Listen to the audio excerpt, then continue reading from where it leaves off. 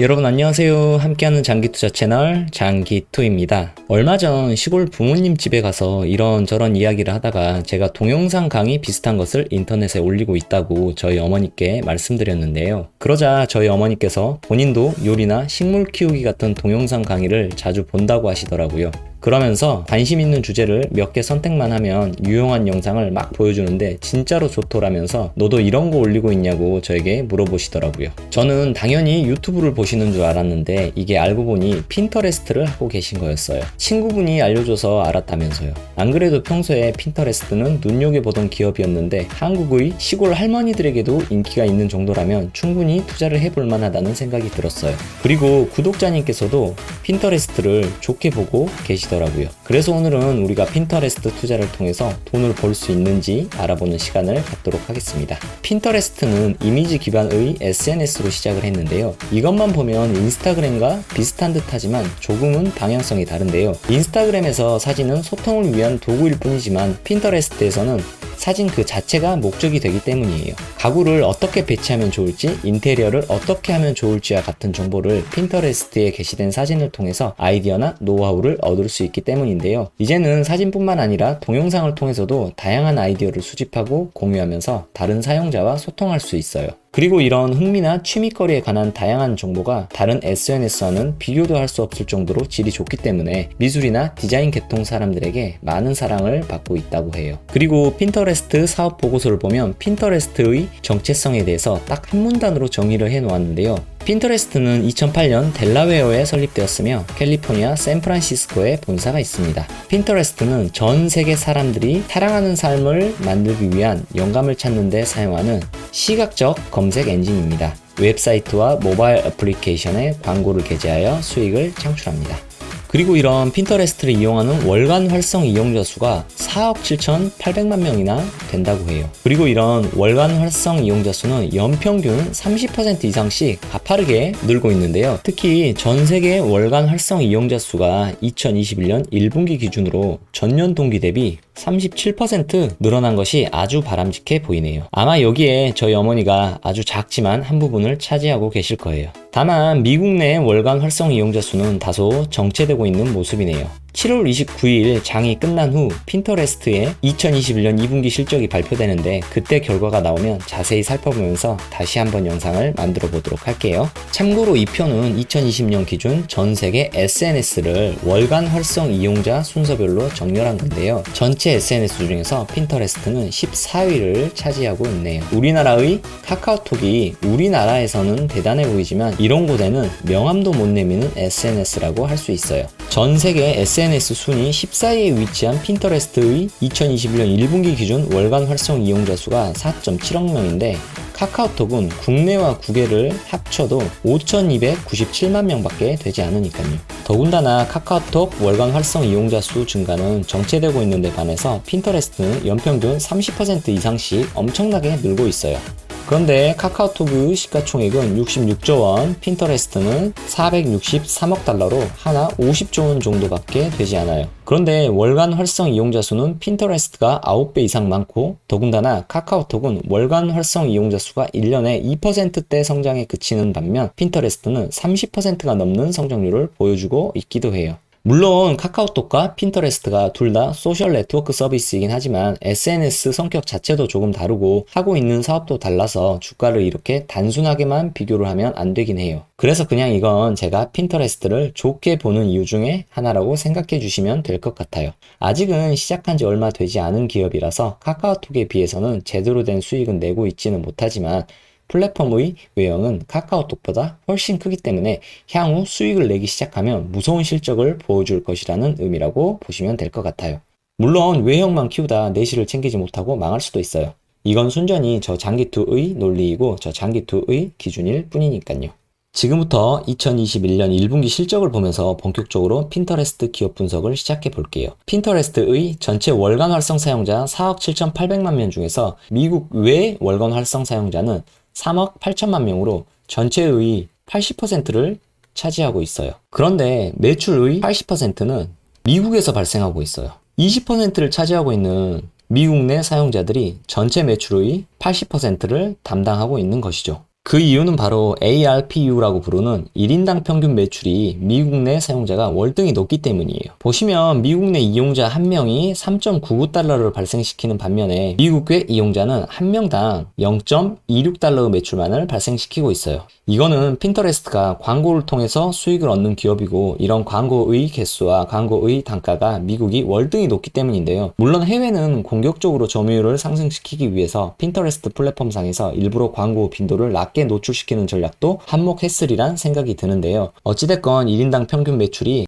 꾸준히 늘어나고 있는 것은 바람직해 보여요. 그리고 핀터레스트는 해외 이용자가 많기 때문에 해외에서 1인당 평균 매출이 얼마나 올라가는지가 아주 중요한 투자 포인트가 될 것 같아요. 그리고 여기 보시면 하나씩 올라와 있는 건 다 4분기 매출인 것을 알 수 있는데요. 이거는 연말에 쇼핑 시즌을 맞아서 기업들이 광고비 집행을 늘리기 때문이에요. 그래서 페이스북이나 구글 같이 광고로 먹고 사는 기업들은 전부 다 4분기가 특히 좋은 모습을 보여주는 것이기도 해요. 참고로 1인당 평균 매출은 페이스북이 46달러인데 반해서 핀터레스트는 3.99달러밖에 되지 않아요. 이거는 페이스북에 비해서 핀터레스트가 수익화를 잘 못하고 있다고 해석을 할 수도 있겠지만 아직은 일부러 본격적으로 수익화를 하고 있지는 않다고 해석도 가능한데요. 왜냐면 페이스북의 인공지능이 너무나도 뛰어나서 맞춤형 광고를 너무나 딱 맞게 띄우기 때문에 사람들이 페이스북에 있는 광고를 핀터레스트보다 더 클릭해서 본다는 건 어느 정도는 맞는 말이겠지만 이렇게 11배도 넘게 1인당 평균 매출이 차이 날 만큼 인공지능의 차이가 나지는 않을 테니 말이에요. 그래서 이건 페이스북에 비해서 핀터레스트 광고 빈도가 더 낮다는 말이기 때문에 핀터레스트가 본격적으로 수익화를 마음먹으면 더 높은 1인당 평균 매출을 가져갈 수 있다는 뜻으로 해석할 수 있는 거예요. 아무튼 1인당 평균 매출인 ARPU라는 수치도 다음 실적이 발표되면 꼭 눈여겨봐야 하는 지표임에는 틀림없어 보여요. 그 와중에 스냅챗은 핀터레스트보다 ARPU가 더 낮네요. 그리고 2021년 1분기 전체 매출은 전년 동기 대비 78% 성장을 보여줬고 이 중에서 미국 내 매출은 65% 성장했고 미국 외 국가에서는 170% 성장이라는 놀라운 성장률을 보여줬네요. 미국 외 국가에서 본격적으로 수익화를 시작하며 엄청난 매출 성장이 예상되긴 하네요. 손익계산서를 조금 자세히 봐볼게요. 매출은 조금 전 봤듯이 꾸준히 성장을 해왔는데요. 전년 동기 대비 매출 성장률로 보면 연평균 50% 이상씩은 고성장을 해왔음을 알 수 있어요. 그리고 각 항목들이 매출 대비 몇 퍼센트를 차지하고 있는지를 봐보도록 할게요. 매출을 발생시키기 위해서 필수적으로 필요한 비용인 매출 원가는 20% 후반대를 유지하고 있네요. 그래서 2021년 1분기 그로스 프로핏 마진이 70%대로 플랫폼 기업답게 아주 훌륭한 비율을 보여주고 있네요. 연구개발비도 전체 매출의 35% 정도로 성장을 위해서 많은 비용을 쓰고 있는 부분은 긍정적으로 보여지네요. 다만 아직까지는 판매관리비가 전체 매출의 40%를 차지하고 있어서 2021년 1분기에는 영업이익이 적자를 기록했는데요. 제 개인적인 판단으로는 분기당 5억 달러 정도의 매출이 손익 분기점으로 보이는데요. 아마도 2021년 2분기부터는 매출이 손익 분기점을 넘겨서 완벽하게 흑자로 전환을 할 것으로 예상이 돼요.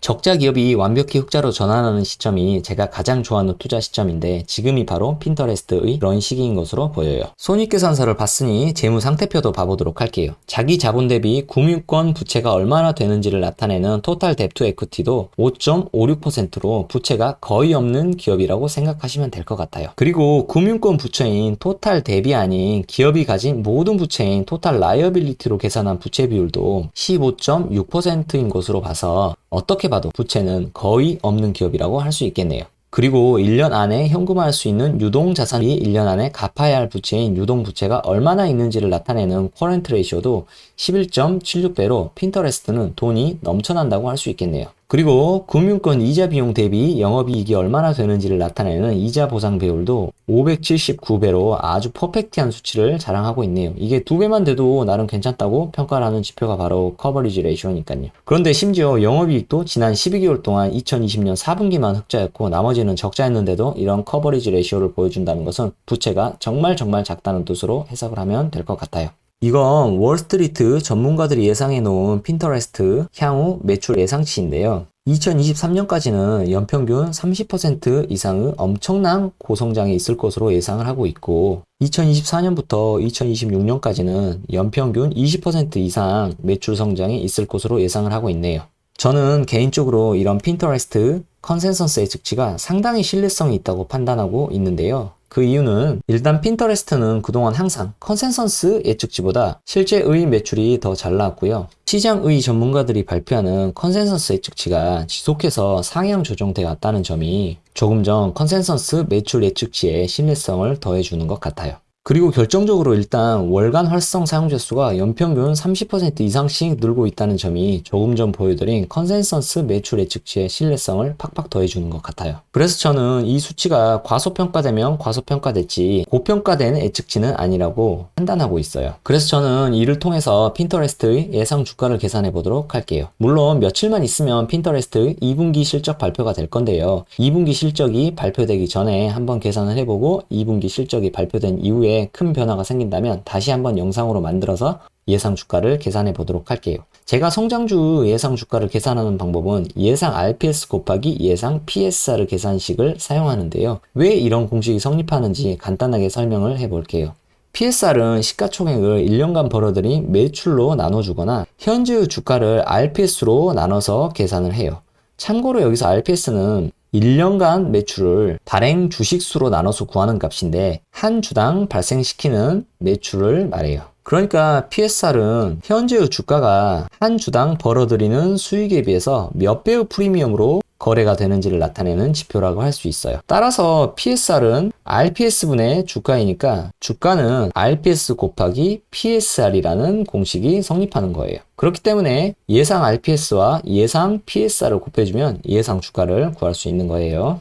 그래서 우리는 여기에 예상 매출 자료가 있기 때문에 여기에 발행 주식수를 나눠주면 다음과 같은 예상 RPS를 구할 수 있게 돼요. 물론 미래에 유상증자를 한다면 주식수가 늘어나서 예상 RPS수가 줄어들 것이고 자사주 매입을 한다면 주식수가 줄어들어 예상 RPS가 늘어나겠지만 이 부분은 지금 우리가 예측할 수 있는 부분이 아니므로 현재의 주식수로 예상 RPS를 구해봤어요. 우리는 이제 예상 RPS를 구했으니까 여기에 미래 핀터레스트에게 부여될 예상 PSR 수치만 곱해주면 우리는 핀터레스트 예상 주가를 계산해 볼 수 있게 돼요. 미래에 핀터레스트에게 부여될 PSR 프리미엄은 과거에 핀터레스트에게 부여됐던 PSR을 통해서 유추해 보도록 할 건데요. 과거 핀터레스트에게 부여됐던 PSR은 최소 6배 정도에서 최대 24배 정도까지였던 것을 아실 수 있으실 거예요. 이걸 엑셀로 정리를 해서 평균을 내봤는데 17배 정도가 나오더라고요. 그리고 핀터레스트와 비슷한 기업들의 PSR은 다음과 같은데요. 현재 핀터레스트는 스냅챗보다는 저평가됐고 트위터나 페이스북보다는 고평가됐음을 알 수 있네요. 지금 현재 성장주가 아닌 가치주의 성격을 띠고 있는 페이스북의 PSR인 11배를 적용해서 핀터레스트 예상 주가를 계산해 보도록 할게요. 솔직히 성장주인 핀터레스트에게 11배의 PSR을 적용한다는 것은 너무 가혹하기만 한데요. 왜냐면 핀터레스트에게 11배의 PSR을 적용한다는 말은 지금 현재의 주가가 54% 폭락을 한다는 말과도 같으니까요. 그런데 핀터레스트에게 이런 악조건을 적용했음에도 성장성이 워낙 뛰어나기 때문에 2023년쯤이 되면 주가는 본존으로 돌아가게 되고 2026년이 되면 2배의 주가 상승을 기대해 볼 수 있게 돼요. 제가 생각했을 때 핀터레스트 PSR은 5년 뒤에 적어도 지난 1년간의 평균 PSR 값인 17배 정도는 유지될 것 같은데요. 솔직히 이것도 현 주가 대비로 따지면 37%가 폭락하는 시나리오이기 때문에 아주 보수적인 예상치라고 할 수 있어요. 아무튼 이런 시나리오라면 2024년에 주가는 158달러로 현 주가 대비 2배가 넘게 되고 2026년에는 240달러로 현 주가 대비 3배가 넘게 돼요. 역시 핀터레스트